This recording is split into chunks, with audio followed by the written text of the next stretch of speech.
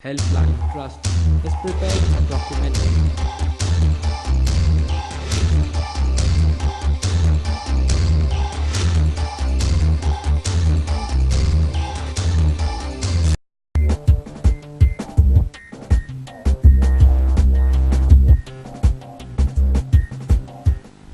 Pakistan's first health programming. You are watching Vibe Health.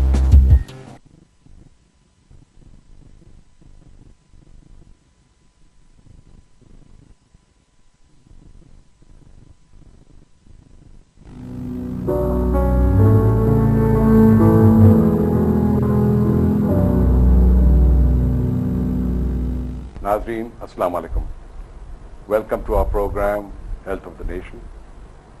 आज जो हम आपके सामने पेश करेंगे ये ज़रा हट करके है। It is not the usual health related programmes as such, but it is more on एक जो पुरानी कहावत है, beauty is in the eyes of the beholder. आजकल, क्योंकि ये तो बहुत पहले ये बात की गई थी, आजकल के ज़माने में वक्त इतना एडवांस हो गया है कि beauty is also in the hands of the surgeon who can perhaps transform your lifestyle, और जो आपकी ज़िंदगी के मुख्तलिफ जो पहलू हैं उसमें पूरी एक तब्दीली ले आए। हमने देखा है कि एक तो कॉस्मेटिक जो होते हैं इम्प्रूवमेंट्स, नॉट इम्प्रूवमेंट और चेंजेस एक बंदे की लुक्स के अंदर या पर्सनैलिटी के अंदर, और एक होते हैं जो ऑन अ परमानेंट बेसिस होते हैं। Begum Nawaz Ali is a basic example कि जो टेम्पररी बेसिस पे हमारे अली सलीम ने एक किस्म के एक इमेज क्रिएट किया है हट करके अपने लिए। दूसरा एक होता है where a skillful surgeon is in a position, और खैर वो डॉक्टर साहब हमारे जो हैं वो आपको समझा देंगे, who can transform perhaps your life and your attitude towards life। तो इस प्रोग्राम को वही हमारे मेरे नेबर और good friend doctor Salman Faridi हैं जो मेरे साथ बैठे हुए हैं। He will introduce the program to you and the speakers as usual। So Dr. साहब, why don't you go ahead? Thank you Hamid साहब। आई थिंक पहले द टॉपिक, आई थिंक आज जिस चीज़ की हम बात कर रहे हैं ना कि लोगों को अपनी अपीयरेंस की, अपनी शक्ल की, अपनी नशोनुमा के मुतालिक ज्यादा कॉन्शियसनेस है, ज्यादा अवेयरनेस है, ठीक है, या well not for that reason. तो उसके लिए थोड़ा सा जरा आपसे हटके मैं करूंगा कि ये जो कॉस्मेटिक प्रोसीजर्स जिनको हम कहते हैं या कॉस्मेटोलॉजी कह लें, तो इसके अंदर सर्जन्स का तो एक नुमाया रोल होता है, लेकिन सर्जन्स के अलावा और भी स्पेशलिस्ट हैं मेडिकल प्रोफेशन के अंदर जो इस काम में शरीक होते हैं। तो आज जो हमारा पैनल है वो सर्जन्स और नॉन सर्जन्स दोनों पे मुश्तमिल है। तो सबसे पहले मैं इंट्रोड्यूस करूँ डॉक्टर शहाब गनी को। Doctor Shahab Ghani is British trained plastic surgeon, और कराची के मायनास प्लास्टिक सर्जन्स में इनका नाम है, और ये लियाकत नेशनल हॉस्पिटल के अंदर डिपार्टमेंट ऑफ प्लास्टिक सर्जरी के पायनियर्स में से हैं, और वहाँ पे ये हर किस्म की प्लास्टिक सर्जरी, कॉस्मेटिक और नॉन कॉस्मेटिक प्लास्टिक सर्जरी दोनों सर अंजाम देते हैं। इनके साथ हैं doctor Naqeeba Munshi. Now doctor Naqeeba Munshi is also very involve with cosmetic procedures, but she is not a surgeon.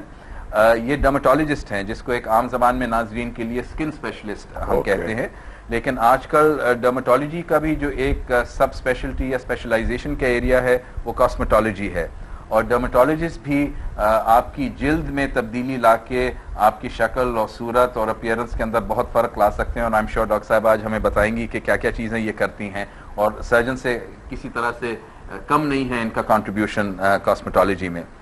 आज बाय चांस हमारे दोनों प्लास्टिक सर्जन्स का पहला नाम शहाब है, डॉक्टर शहाब बेग हैं, and doctor Shahab Baig is also one of the pioneers of plastic and cosmetic surgery in Karachi।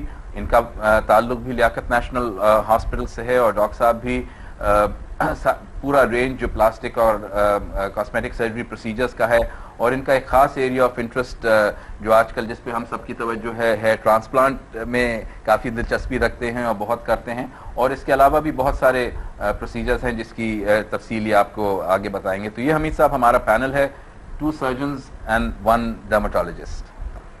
शुक्रिया doctor साहब। जैसा मेरा ओपनिंग फ्रेज था, beauty is in the eyes of the beholder.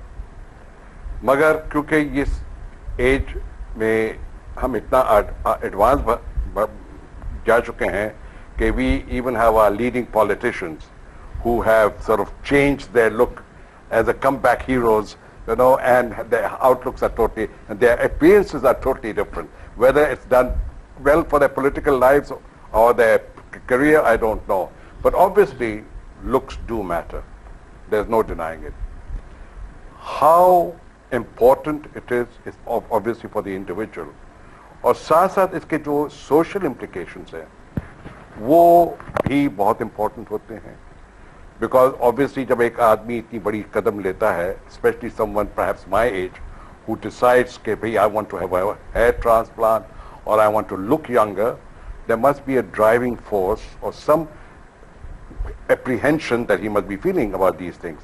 तो ये बताइए कि जब आपके पास कोई आता है, तो do you by any chance look at the reason why he wants to go through this procedure? Dr. Saab, would you like to? Certainly, हमारी ट्रेनिंग में तो जो फर्स्ट कॉस्मेटिक सर्जरी में स्पेशली, क्योंकि इंसान जो आपके पास आ रहा होता है वो किसी बीमारी के साथ नहीं आता है, एक हेल्दी इंडिविजुअल होता है, वो अपने आप को बेहतर किसी एस्पेक्ट में करना चाहता है. लेकिन इसमें से बहुत ज़रूरी होता है कि we need to make sure कि कोई हिडन एस्पेक्ट नहीं हो, कि एक आदमी आ रहा है कह रहा है कि मेरी आईज सही नहीं या मेरा फेस बहुत ओल्ड लग रहा है, लेकिन उसका हिडन या इनसाइड वो ये चाहता है कि मेरी जॉब अच्छी हो जाए, मुझे या जॉब नहीं मिल रही है, मैं अपनी शक्ल बेहतर करूँगा, हो सकता है जॉब मिल जाए, या मैं पतला हूँ मोटा हूँ पतला हो जाऊँगा तो जॉब मिल जाएगी. तो उस किस्म के लोग सर्जरी के बाद नाखुश होते हैं, क्योंकि जॉब तो उसको मिलनी है, क्योंकि वजह कोई और है कि क्वालिफिकेशन नहीं है या पर्सनैलिटी में कोई प्रॉब्लम है. लेकिन वो सर्जरी को एक ढाल बनाया हुआ है और अपनी उम्मीद उसने बनाई हुई है, और ये समझता है कि ये चीज़ कर लेंगे तो कोई चीज़ हासिल हो जाएगा. तो ये बहुत कॉमन है इनफैक्ट. और जैसे हमारे पास काफ़ी औरतें आती हैं जो डिवोर्सीज होती हैं फॉर एग्जांपल, या जिसके घर में कोई प्रॉब्लम होता है, तो वो समझती हैं कि हम अपने आप को खूबसूरत कर लेंगे या कोई एक सर्टेन एस्पेक्ट को चेंज कराएंगे तो हमारे शौहर जो हैं वो चेंज हो जाएंगे, सडनली मुझे लव करने लगेंगे. Second wife syndrome. तो this is a very important part हमारी ट्रेनिंग के अंदर कि we need to look at the background, और मरीज से हमें हासिल करना पड़ता है the reason why they want that specific change.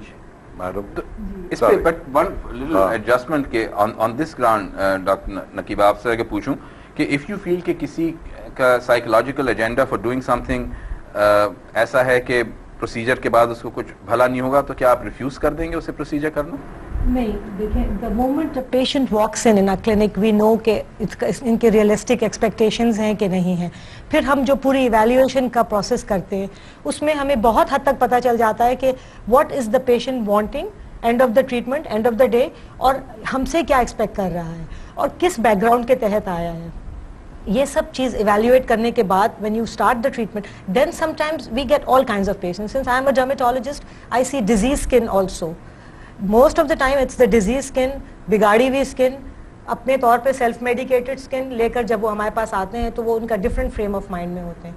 So we have to really counsel them as well as tell them कि ये प्रोसीजर की इतनी लिमिट्स हैं, ये यहाँ तक कर सकता है, इससे ज्यादा आप इसमें एक्सपेक्ट ना. तो आप एक कॉस्मेटोलॉजिस्ट के अलावा एक यू नो साइकोलॉजिकल काउंसलिंग भी कर रही हूं. Counselling we all have to counsel the patient, because the thing is कि अगर हमने ट्रीटमेंट भी कर ली, उन्होंने अपना टाइम और पैसा भी लगा दिया और इसके बाद भी वो नतीजा नहीं निकला जो उनके जहन में था, तो फिर तो हर चीज़ फजूल हो गई.